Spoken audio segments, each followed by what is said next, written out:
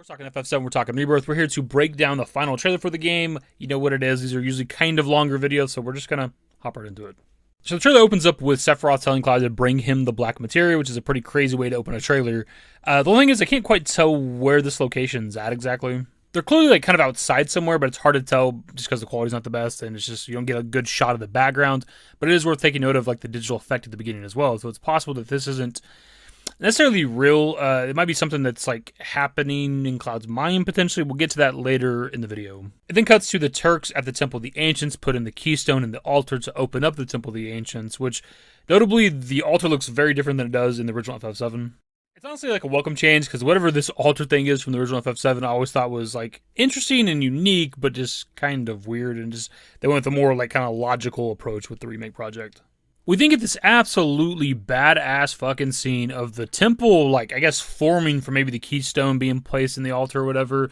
But we do get to see, like, Hojo and Rufus Shinra, like, kind of flying around in a helicopter, which is something we didn't get with the OG FF7. When we go to the Temple of the Ancients, it's just the Turks. This kind of makes me wonder how that different it might be this time around, having, like, the Shinra company actually there, like Rufus and Hojo and shit. But just that visual of the temple forming in, like, this forest and shit looks really, really fucking cool. And I think it makes a lot more sense than just having this temple that's always there and people just couldn't get into it. Like, I like the idea that there's probably like some destroyed ruin or something that just has the altar. You bring the keystone to it, place it in there, and it just starts fucking forming the temple. It's pretty cool. I also seen this pointed out by several people that the Shinra logo's design is very similar to the temple, which is obviously intentional because of Shinra's obsession with etc. But we've also talked about it in the past where they've modeled Midgar after like some sort of like ancient kind of like civilization's design. So it makes sense that they'd probably model their logo after the Temple of the Ancients itself. We then see that we'll have a fight with Reno and Root at some point in the Temple of the Ancients, but notably in this moment there is no song, which we don't fight him ever in the original Final Fantasy VII, so that might be the reason why, but also with the OG FF7, he does get injured near the entrance, I think, by potentially Sephiroth, so maybe that's what happens here. We then get like a combat segment showing off some of the synergy attacks, which are pretty cool, obviously, but the main talking point from this for a lot of people is the Barret and Aerith one, because we get to see Aerith throw on a pair of sunglasses to match Barret, which is pretty cute. We then get teased the Palmer fight, which with the original Final Fantasy VII, that's in Rocket Town. He's in a giant mech, which obviously makes a lot more sense than him just straight up fighting our group in like the backyard of like Sid's house, or whatever the hell it was, with like a Mako gun. I'm fine with the change here as long as he still gets hit by a truck. We then get to see that we'll be fighting Don Corneo and Apps at the Musclehead Coliseum, which I talked about with the trophy list video, where that's probably something related to Dio, and we get confirmation of that in the background. You can actually see pictures of Dio. Here we get a scene of who used to be Coates in the original FF7. Now his name's like Solomon Gus or something. The leader of like the Dust Bowl, which also used to be called something else with the OG FF7, the Desert Prison, Corel Prison. It's kind of a whatever scene. They then shows Gilgamesh, who we already knew existed because of previous trailers, but also we did the trophy list video not too long ago that the trophies for the game also spoiled this, but it's kind of weird they would show it in a trailer, but then again it is Square Enix and it is the final trailer for the game. We then get a good look at Roche returning in Rebirth, which we already knew he's coming back because they've kind of teased it in the past before with interviews, but also we've seen him in a previous trailer around Junon, but they're like having a fucking steel cage match with a motorcycle. I don't know what's going on here. So this part right here is particularly interesting, just kind of everything that's happening here, but when I talked about earlier things maybe being in Cloud's head, this moment's 100% taking place on the pillar in Sector 7. Obviously, it's kind of hard to see at times because the quality is ass on the trailer, but if you pause it like a particular moment like this, you can see in the background that's very clearly Midgar. You can see the staircase behind Sephiroth, the kind of staircases we went up when we're climbing the tower. It's most likely him like teasing Cloud about like these characters dying, right? Like Jesse and Biggs, who he thinks is dead, but we know that Biggs is potentially alive or whatever.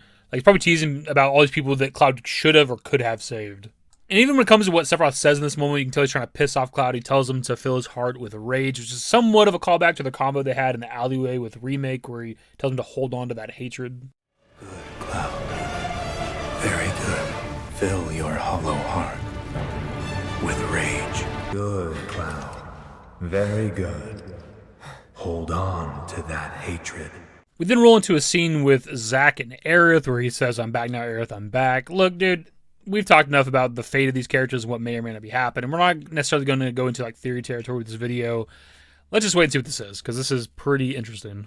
This scene's very interesting too. Like, it's definitely like 99% like a Gi tribe member or something like that, or a ghost of one of them or something along those lines. The location's a little more debatable. I've seen it mentioned that it could potentially be Bone Village, and that can work because the ground does look like they're like walking on like bones or something along the lines of that.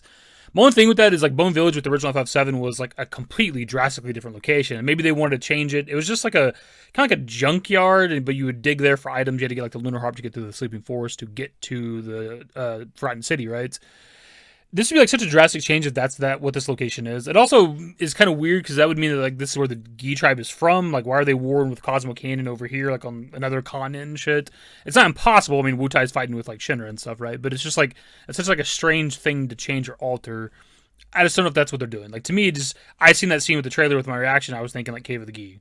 Also, forgot to say, there's like a moment in the trailer a little bit later where we see like Cloud walk around different locations. There's a place that literally looks like a village made of bones. So that's very well what this could be. One thing that's kind of like worth noting maybe from this is, at least with the scene we get of this character in our group, we don't see Sid, Vincent, or Bugenhagen, so that could be an argument one way or the other for this topic. But at least with like the later scenes that take place like post like Nibelheim and post Rocket Town and stuff like that, you do see Vincent and Sid in the party. They're just kind of in the background, right? Or maybe they're actively talking. We see like on the steps of like Temple of the Ancients, like Sid talking to Aerith and shit, right? So the fact that neither of those three characters are there is particularly interesting. We do know we're going to visit locations out of order, so maybe that's why. I don't know. Interesting conversation, though. Putting the location itself aside, what the character says in the moment is pretty interesting. They want us to retrieve the Black Materia. They want us to go to the Temple of the Ancients to free them from their endless dream, which I think is kind of also confirming that they're the Gi tribe and like ghosts or specters or whatever. We ask that you retrieve it, the Black Materia, key to our oblivion. Please, it alone can liberate us from this endless dream. We then get the Cisne reveal, which people have been waiting years for at this point. This actually is a follow-up to Crisis Core. We know that we're in Gongaga because of the domed like village huts in the background, but she promised Zack that she would watch after his parents. Hey, Cisne, would you mind keeping my folks company for a while? All right. No problem. We then get to see Johnny at Casa del Sol and what some of our group's outfits are going to look like at the location, but specifically that Tifa and Aerith reveal, boy. Got me feeling some type of way. Got me feeling like Red 13. How do we look? Huh? We then have cat shit telling our fortune again, or some shit. We then have Yuffie excited about someplace hiding a ginormous materia, and just based on the background, it looks like maybe the Corel reactor. I say that because we do know with the original FF7 that the Corel reactor does in fact house a ginormous materia, or what's called a huge materia in that game. But also the yellow railings that you can see during this scene are there in the original FF7. But also the Corel reactor in the original FF7 has multiple entrances/exits. And if you go back to that scene we get in the trailer, we do see multiple tunnels behind our characters. Behind them is a tunnel with the number 5 above it. And then we see another tunnel kind of in the distance that either is the number 5 again or the number 6 maybe. We then get some generic gameplay of our characters kind of walking around in locations. Some of them are kind of hard to know what they are other than like the obvious Cosmo Canyon. But then there's the Bone Village one that I mentioned earlier. My initial thoughts with this scene was, Cosmo Canyon/Cave of Gi, and it still could be potentially Cave of Gi or something, but we're literally seeing bones everywhere, so maybe that's what it is. And again, I'm fine with that change if that's what they do, because there's not a lot of lore for the Gi tribe, and there's like nothing for Bone Village. It was kind of a nothing location. Like, it's integral to the story because you have to do it. And it's a pretty cool location. Whenever you miss certain stuff in the game, you can go to Bone Village and dig it up. Like, it's a pretty awesome location for that reason, but for like a story or lore purpose, it's just kind of nothing, right? So if they want to create it into this other location that's actually a village instead of just being called Bone Village and incorporate the Gi tribe into it, cool. We then see Elena jumping out of like a crashing helicopter, landing on the buggy. So this is definitely a scene that's taking place post Gold Saucer. We then see our group at one of Sid's like airstrips or whatever, and him talking about Sephiroth and them having history or whatever. And the history of that is him wanting to pipe down Lucrezia. I have history with Sephiroth. I thought his mom was kind of hot. We then see Priscilla, the dolphin minigame, which looks kind of fun. We get the Queen's Blood card game, a little bit of the Marchie minigame, and then we get this on-rail shooter with Barrett and Yuffie, which looks fun. We then get a couple scenes with our group at Temple of the Ancients, and this is actually kind of a correction I can make from talking about the state of play with yesterday's video, because we do see Aerith with our group at Temple of the Ancients. And I initially was thinking that maybe she'd get to do like her own thing whenever like she separates from our group and goes there by herself. When it came to that moment in my video, I misspoke when I said that or misremembered, because I was thinking of Forgotten Capital in that moment when she separates from our group, because we go to Temple of the Ancients together. But also when they show off her using her like world ability or whatever, when she can manipulate live stream, it seemed like she was alone in that moment, so I think that's why I thought that, but I was obviously just mistaken. Also with the scene, I think it's worth mentioning, we get another moment of Sid being like kind of overly nice, which it's not the biggest deal ever. I know people defended it in the past with the previous trailers because it was like a brief scene, but now we're seeing him like offering to give Aerith a ride home when she needs it at some point. It's just like, it's not quite the Sid we want. We know he becomes like a regular guy, nice guy at some point, but like I wanted to be a bit of an asshole, and I don't know if they're going to do that or not. I talked before with this subject that it's maybe like an Aerith thing, like her powers where she can like touch people and like give them visions or show them shit, that maybe that's why Cid's be nice, and that could be the possibility. But if he's still gonna be like an asshole to other people besides Aerith, they could show that in the trailers, right? But we've yet to see that, which kind of sucks. Wait, don't misunderstand. You'll need a way home. So when you're ready, I'll be here. When they get a scene of Rufus, Song, and this emissary from Wutai, we're definitely in Junon to see the ocean behind Rufus. My initial thoughts with the reaction video was that was the mysterious hooded man that we've seen in a previous trailer before, and actually kind of comparing them, I do think that's what it is, or who it is. If you pause the trailer at a specific moment, you can see that the hooded character does indeed have facial hair, which we know the mysterious hooded man does as well, but it's also the belt across the chest, which is very different from any of the other robed figures we're used to at the Remake project. Their hoods are very, very different, but also they don't have the belt, so it kind of has to be this guy. Now, who exactly is the mysterious hooded man? Like, that's a whole different conversation. There's theories of it being Genesis, of course. There's theories of it being Glenn from First Soldier, if he's not dead by the end of the First Soldier story with Ever Crisis. So that we'll see once we play Rebirth, I guess. I'll say, like, the very end of that scene, we do see that the guy's taking his hood off, and Rufus looks surprised. So it's somebody that he's aware of or knows, maybe somebody close to the Shinner Company, which is either of those two, really, when it comes to Genesis or Glenn, so who knows. And then we get one of those iconic lines from Dying where he talks about the blood on his hands and not being able to hold his daughter anymore, and I'm just crying real tears. This goddamn blood on my hands. How could I ever hold my daughter again? And this particular scene here is spicy for a couple of different reasons. For one, we have Cloud quoting Sephiroth from one of the previous trailers regarding Jenova. That she can become those you hate, those you fear, those you love. Those we hate, those we love, those we fear. Jenova would become anyone to fool her prey. Don't do this! But I'm no fool. This scene's just kind of perfect because it's shown that over time, like, Sephiroth is manipulating Cloud, because with that Summer Game Fest trailer, he's talking about what powers Jenova has, and he's trying to convince Cloud that he killed Tifa like a long time ago, and that the Tifa's been traveling with him is Jenova, and then we're hearing him quote Sephiroth at a later point. So like Sephiroth's manipulation is working. But the other interesting bit about the scene is that it actually involves blood that's not in the actual final trailer. It's actually a part of the demo. If you finish the demo, you get to like view a special scene, but it's just like a smaller version of the trailer. But when they show this scene, there's blood on Cloud's face. I don't have the scene right now. I'm sure I could find it on like Twitter or something if I wanted to. Somebody's probably tweeted it out or posted it somewhere. But I'll just put my tweet on screen that I dropped earlier today where you can see the side-by-side images. I'm so curious why they wouldn't include the blood in the trailer when we've seen blood in multiple other trailers. And actually, in fact, we have blood with a previous Rebirth trailer, right? Whenever Sephiroth slashes Tifa and like the Nibelheim reactor and she goes flying back, there's blood flying at the screen. And then when you have like the episode intermission trailer where Yuffie screams at the end when the plates collapse and you can see blood on her face, and it's like, why would they just like edit that out for the regular trailer? It's just so weird to me. I don't understand it. Strange.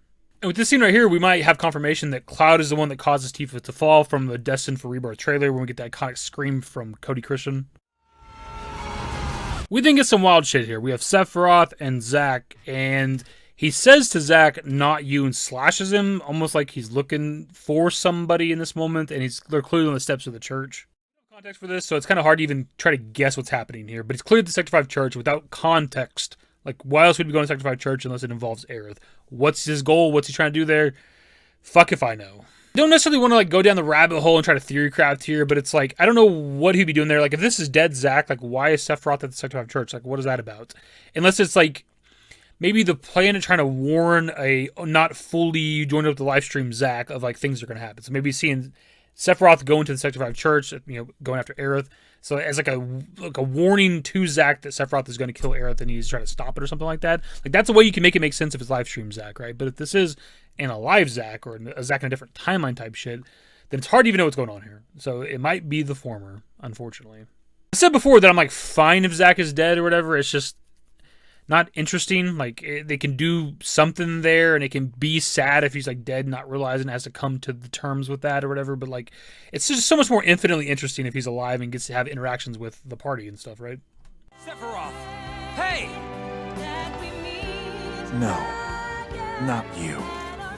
And then we get this wild shit. We have a conversation with Aerith and Cloud back in the church, but she's clearly handing him the holy materia, the white materia. Her hair's down for some reason. I'm not really sure what that exactly would mean, or if it means anything at all. It's a little interesting just because like I don't think, at least with the remake, that we've ever seen her with her hair down, so I'm just not really sure what that's about.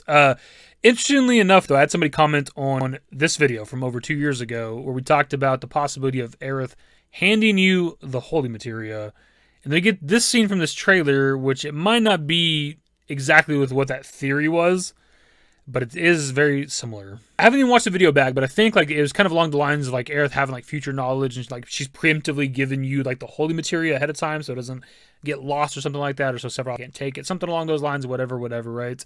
And like whenever you fall down in the church, like she hands you materia, right? She says, "Oh, you dropped this," or something along, and then she talks about her materia being useless or whatever the fuck. And it's just like you don't get like the notification of like fire materia obtained or whatever. It doesn't like, give you that as it does throughout the rest of Remake. Whenever somebody gives you a materia, it'll say like Ifrit materia obtained, healing materia obtained, right? So it's just kind of a weird scene, and there's just like a theory that maybe she was giving us the holy materia early. Also, the holy materia does glow green. The materia she gives you in that scene is green. That's not a one-to-one thing, but it's still worth mentioning. Regardless, whether this scene has anything to do with that materia is kind of irrelevant anyways. It's just a wild-ass scene. Like, why are they in the church? Why is she giving us the white materia or the holy materia? What's going on there? Like, what the fuck is happening? We then see our group encounter Sephiroth at the Forgotten Capital, but it looks almost like a blend of the Forgotten Capital and kind of like the Singularity with all the shit kind of flying around, the whisper shit, whatever's happening there. We then get the ending sequence of the trailer, which is obviously the Aerith death moment, the water altar, her praying, Sephiroth coming down from the sky with Hell's Gate, and Cloud maybe about to attack her, but then also maybe trying to block the attack on Aerith. If you slow the scene down a lot, you can see at the very beginning that Cloud has the Buster Sword raised above his head, but then like he stops it to maybe try to catch Sephiroth's attack. Which is very much like the original Final Fantasy VII, of course, where whenever he goes and meets Aerith at the water altar, he's like fighting the urge to not kill her, right? He even holds the Buster Sword up above his head in a very similar manner. If that is indeed the case, what we're seeing with the trailer there, then maybe that writes off the theory of like Cloud being the one that kills Aerith this time to make it like hit a little bit harder, because we see him with the sword above his head, but then actively stop to try to catch Hell's Gate, right? So like, I don't think that he's going to be the one that kills Aerith this time. Like, I've never really subscribed to that theory anyways. And we kind of just close out the trailer here by looking at the rest of the video, where you see like Sephiroth coming down from the sky with Hell's Gate and like Cloud attempting to stop the attack. Whether or not that's going to succeed, well, we're just going to have to play Rebirth. That's actually pretty much it for the video, my dudes. It's not nearly as long as I thought it was going to be. Usually with these like 4-minute trailers, when we got to like break them down, they're usually end up being like 20+ minute videos, but didn't even hit the 20-minute mark, man. I don't really know what that is, because I definitely feel like there's like some spoilers in this trailer, but there's just, I don't know, there wasn't as much to talk about, I don't think, unless I missed just like a shit ton of details maybe, which is also possible. Start to wrap the video up here. I don't know what we're going to do tomorrow for sure yet. I talked about doing the demo review, but that can kind of wait till any point, because there's like a lot of interviews and stuff out there, a lot of information for the game that we definitely need to discuss. I need to look into. I haven't even read all of them yet, so I don't know what we're going to do tomorrow, but there'll definitely be something tomorrow for sure. So dudes, that's the video. Subscribe to the channel if you guys are new. Social networks in the description below. Follow me on Twitter, @DaveYT. That's it. Bye. Used to care what people thought, but now I care more, and nobody out here's got it figured out. So therefore, I've lost all hope of a happy ending, depending on whether or not it's worth it. So insecure, no one's perfect. We spend it with no shame. We blow that like Coltrane. We in here like Rogaine, or leave it like Cobain.